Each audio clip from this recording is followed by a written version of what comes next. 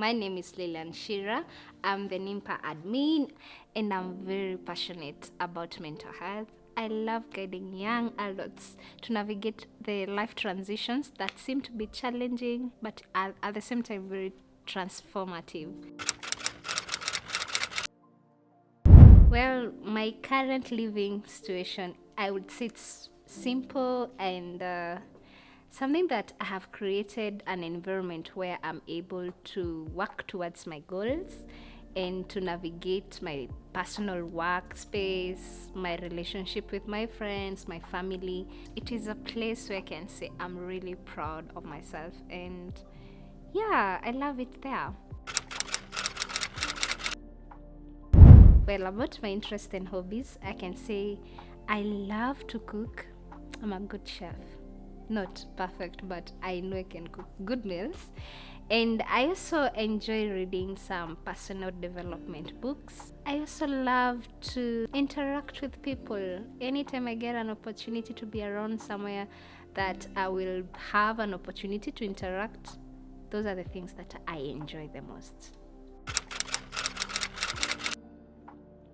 Oh yeah, a lot of times. There are countless times.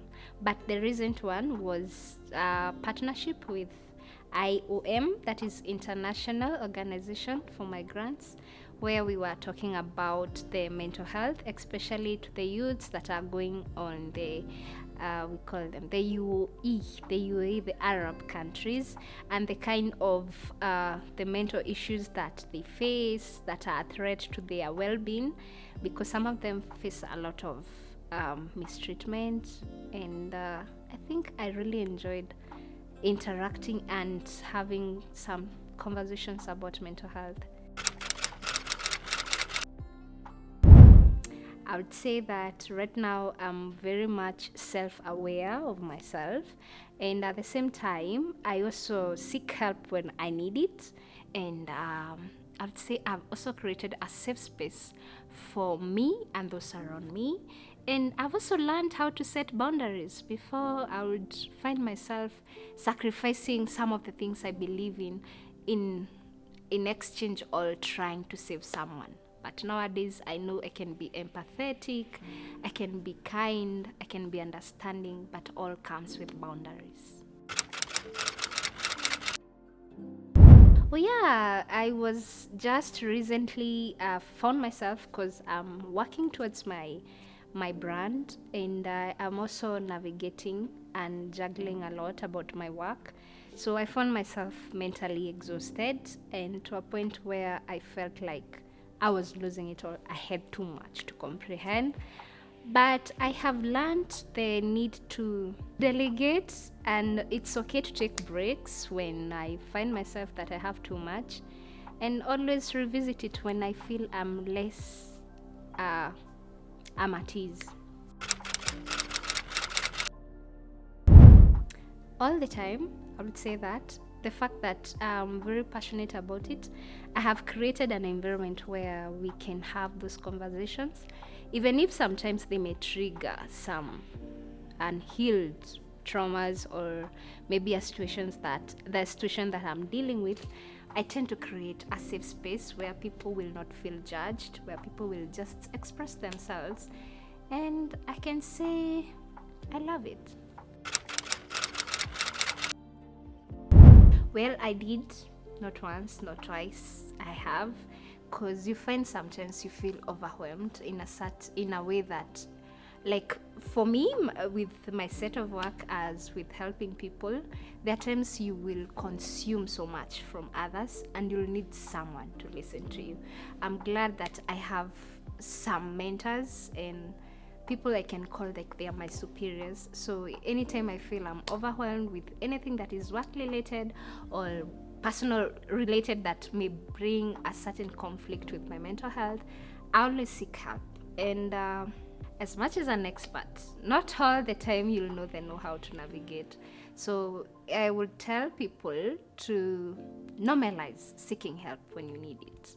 And opening up, it's not a sign of weakness, but it's a sign of strength. I think it's 11 out of 10. because I will repeat continuously all the time that once we able to take care of ourselves, we are able to take care of those around us. And if we normalize of taking care of ourselves, we are able to do the little things that we take for granted. The little things that you do, they all start with how you're thinking and how you're at peace with yourself. And if at all your mental well-being is not okay, it always disrupts everything in your life. But if we prioritize our mental health, we'll have an easier life and to live just a good life. The mindfulness, I love to meditate. I have a routine where when I wake up in the morning, I love to just allow myself to connect with my body, with my mind, so that I can be able to do the small things. So I'll say meditating.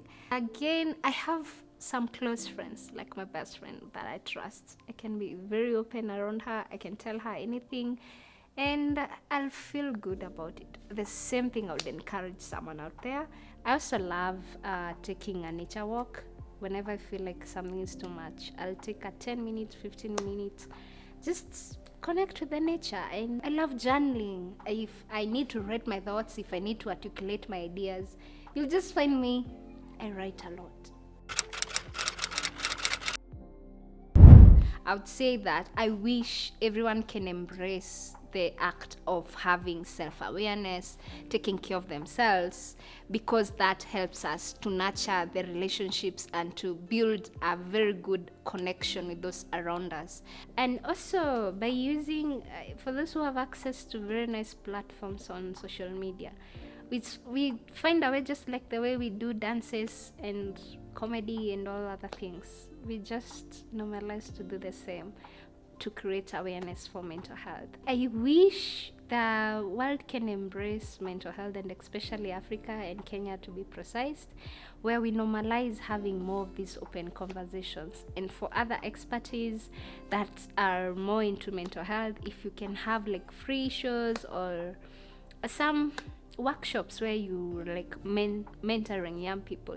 Young people are facing through a lot of issues, and sometimes you may not have someone to talk to, because maybe I'll say like we tend to say we just want to survive, we just want to pay our bills, we just want to just do the little things, and we may not even set aside some amount to go and pay an expertise to help you, because there are those who say I cannot trust a stranger with my feelings, with the things that I'm going through.